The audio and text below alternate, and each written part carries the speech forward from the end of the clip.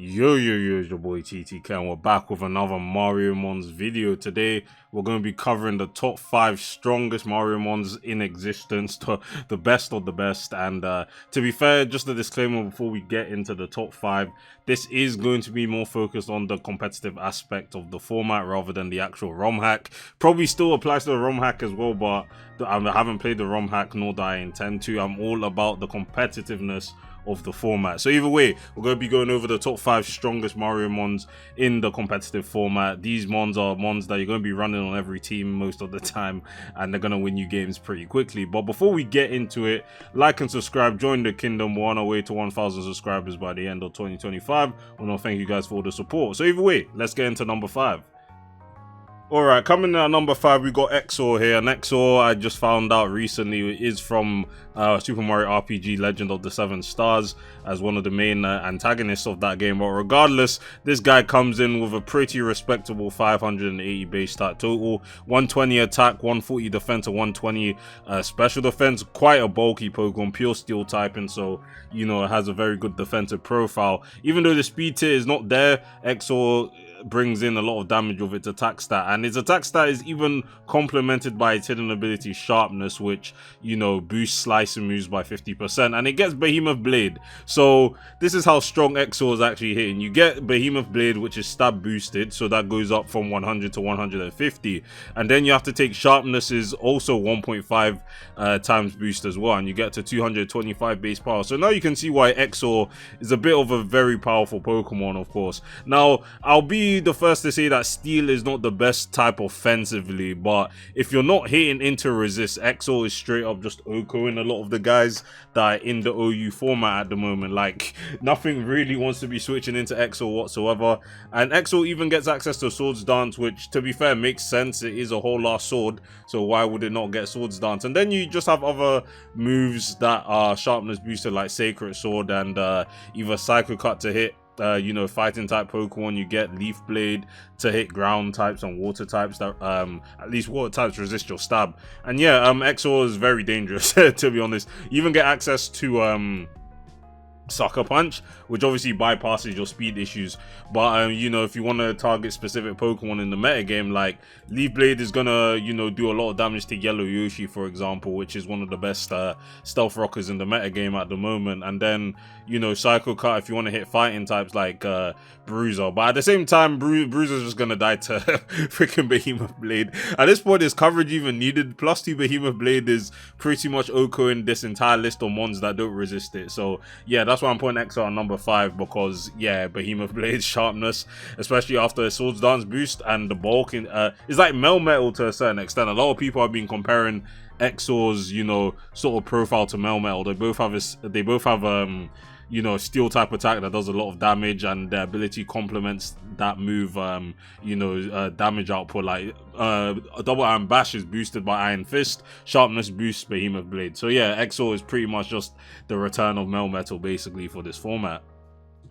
Coming in at number 4 here is Superfly. Now, a lot of people are probably thinking, how is Superfly only number 4 on the list? This is probably some of the player base's most annoying Pokemon to deal with, because it really just sets up a belly drum behind screens and then just sweeps the game instantly. There's a lot of Pokemon in the Mariomons that get access to Unburden, and Superfly is basically the best out of all of these guys, just because it's the fastest, and you know, his stab combination is very hard to wall at the same time. So yeah, what does Superfly do? As you can see, it literally only has this one set that I've already filled in, because there's not much else that this thing does. Like, it sets up a belly drum, Citrus Berry activates when you're at 50% HP, you get your HP back to 75%, and you have doubled speed.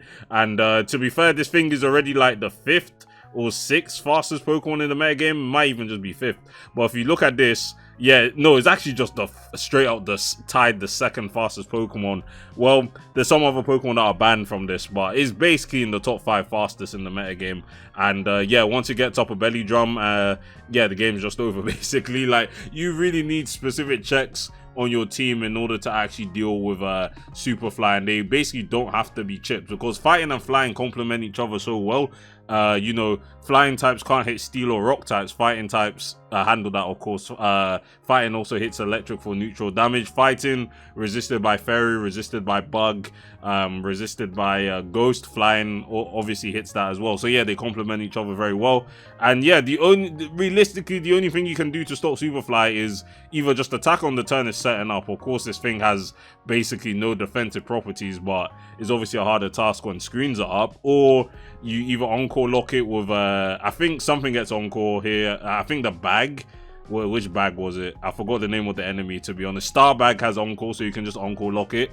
Magic Cooper here also has Prankster T-Wave, so that's basically your just ways of stopping it. You need very specific answers, which, to be fair, you don't want to be running on every team because that's very centralizing. But yeah, this is why Superfly easily makes it on the number 4 slot here, and it is higher than Exor because Exor's not ending games with its Swords Dance set with 30 base speed and still a typing that can be, you know, taken advantage of by fire, fighting, and ground. But Superfly, it just, like, the amount of games I've just played on the ladder currently with Superfly, and I'm like, this mon is actually just too brain dead. So yeah, that's why it makes it into the number 4 slot. Coming in at number 3, we have Birdo, and I was debating whether to put Birdo above or below Superfly, but Birdo, frankly, is just as annoying. I think they're pretty interchangeable in my opinion, but Birdo is definitely at number 3 because number 1 is not as frail as Superfly and not as reliant on screens as Superfly is, because realistically, without screens, Superfly has a very tough time setting up, and you know it's going to set up, so you're just going to attack it straight away. Like, you're never going to give it the opportunity to set up, especially if screens aren't up. But Birdo obviously has a lot more bulk going for it. Despite the low HP stat of 65, it still has respectable defenses, particularly in the special defense stat. But yeah, Birdo gets a very unholy combination that you realistically only see in fucking OM metagames, like almost any ability or balanced hackmons or something. But Pixelate Boom Burst, this is a pretty much unholy combination. Pixelate boosts Boom Burst's damage by 20%, and then you get stab on top of that. So obviously Birdo is very hard to switch into. It pretty much has the highest special attack stat in the the 3rd highest special attack stat in the metagame, just behind Amazing Daisy and Crystal King here. And yeah, there's practically just no switchings to Birdo. It's a very annoying Pokemon to deal with. You pretty much, again, just like Superfly, need specific checks on all of your teams to just make sure you're not getting run over. And even then, Birdo has very good ways of crippling the switch-ins. Even something like Mollusk Lanceur from Super Mario Odyssey, one of the bosses from that game, you know, that either just gets tricked or is still taking like 30 to 33% from Boom Burst. And to be fair, that is a one that basically is locked into running heavy duty boots on defensive sets because it's Stealth Rock weak. So if you're not running heavy duty boots, you're taking 25 from Stealth Rocks, and then you're pretty much getting 2-hit killed by Boom Burst. So yeah, Birdo is a very restricted Pokemon in the metagame. A lot of the player base, like pretty much everyone that has played this so far, says Birdo needs to get banned immediately. And even by the time this video comes out, maybe there'll be some tier in action. I have no idea. But yeah, Birdo is just annoying. Even like if you take into account his speed tier, which 60 is pretty mid all around, like 60 is below average basically. Birdo can pretty much just be paired with sticky webs from Scuttler, is that the name of the guy? Scuttlebug. This guy's from Super Mario 64. But yeah, this guy basically just has sticky webs, and then Birdo obviously gets past its speed issues. And yeah, it's just a very jarring Pokemon to deal with. Even without the choice specs, Boom Burst is still doing tons of damage. And yeah, you need something like Mollusk Lanceur. You need like Assault Vest Exor, which again can just get flamethrowed or tricked on the switch. And yeah, Birdo is just a very restricted Pokemon, and that's why he's at number 3. Now the next 2 guys are pretty egregious Pokemon, and definitely the strongest that the Mariomons have to offer.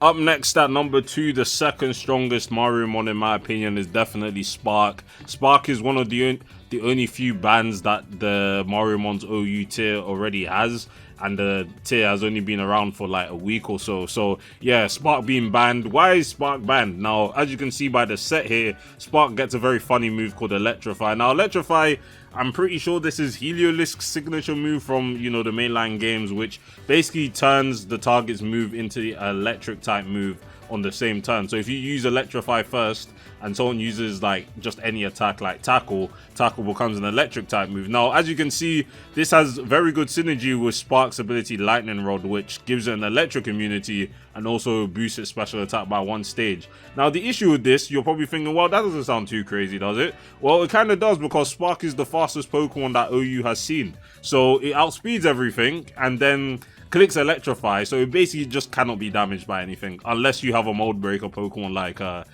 let's actually see how many Pokemon in this get Mold Breaker, or Mariomons get Mold Breaker. So you have Exor, which is not running Mold Breaker. You have T-Rex, which is running Mold Breaker. And then you have Yube as well, which is probably going to prefer Thick Fat. So most of the time, the only way you're going to be damaging Spark is either by hazards, or you're going to just, you know, Toxic it from the few Pokemon that actually get access to that move, which is only 2 Pokemon at this point. So yeah, as you can see, that's why Spark is banned, and definitely it's not as flashy as Birdo, it's definitely not as strong as Birdo, it doesn't sweep as easily as Superfly, but the one thing that it can do is very egregious in what it can do, and that's why it got banned from the OU tier for Mariomons, because how do you damage this thing? It's faster than everything. You basically need a Choice Scarf on every team, and you need a specific speed tail of Choice Scarfer because it's that fast. 150 base speed, you basically need something with above 90 base speed as a Scarfer in order to outspeed Spark. And yeah, it's just a very egregious Pokemon to deal with in general, and yeah, that's why I made it to number 2. Alright, number 1, I don't think this was a no-brainer. Like, if you actually know that Sonic is in this game, then you know that Sonic is obviously the best Mariomon, which is funny because Sonic ain't even from Mario. But anyway, yeah, Sonic is the strongest Mariomon in the game, no doubt about it. Nothing even comes close to what Sonic can do. And at first I saw the stats with a 666 BST. I was like, okay, I can see a little bit why this thing is banned. 143 attack, 133 special attack, and 220 speed. Like, this is pretty much ridiculous numbers. But it gets even worse than this. So Sonic has an ability called Chaos Emeralds. When Sonic reaches 1 HP, fully heal and transform into Super Sonic. And I've been told the implementation is it can never actually die, and then it goes to 1 HP and then becomes Super Sonic and, you know, gets even more increased stats. This is 800 base stat total. Like, when I covered fucking Pokemon Infinity's Arceus, you know, the clone of Arceus with like 800 base stat total, I didn't think I'd see anything like that ever again. But Super Sonic basically just threw everything I knew outside the window. It gets higher HP, higher attack, higher special attack, and 10 more speed. Like, this is of course better than pretty much anything in OU by a long shot. So yeah, just in case you actually want to use Sonic in Mariomons Anything Goes, because this thing is not stepping in OU whatsoever. It is an electric fighting type, and you know, has some pretty interesting moves. You don't get close combat, but you get extreme speed, which makes sense. You get Stab, Drain Punch. At this point, I don't even think the moveset matters. It doesn't matter. You get Plasma Fist as Stab as well. And to be fair, I think electric fighting is probably the best typing you could have given Sonic. Fighting makes sense, and electric, you know, Sonic has a lot of speed, especially like something from like Sonic Prime. He had like sort of electric based abilities. So yeah, Plasma Fist, gets Mach Punch as well, Low Kick. It basically has everything you need. Sonic also gets Thunderous Kick. Yeah, it doesn't really matter. I don't even have to go in depth to why Super Sonic and Sonic are the strongest Mariomons in general. And the shiny colors kind of go hard as well. Black Sonic representing Shadow, and then the Light Sonic representing Hyper Sonic, I guess, even though I wish Hyper Sonic would come back. But either way, that is it for discussing the top 5 strongest Mariomons made. And obviously a lot of these guys in the metagame, assuming Birdo, Superfly, hopefully those guys get banned so they can join Sonic up in you know, the ban list hell. But even Sonic is, you know, stronger than those guys by quite a bit. But yeah, thanks for watching, you guys, and I'll see you guys in the next one. Peace.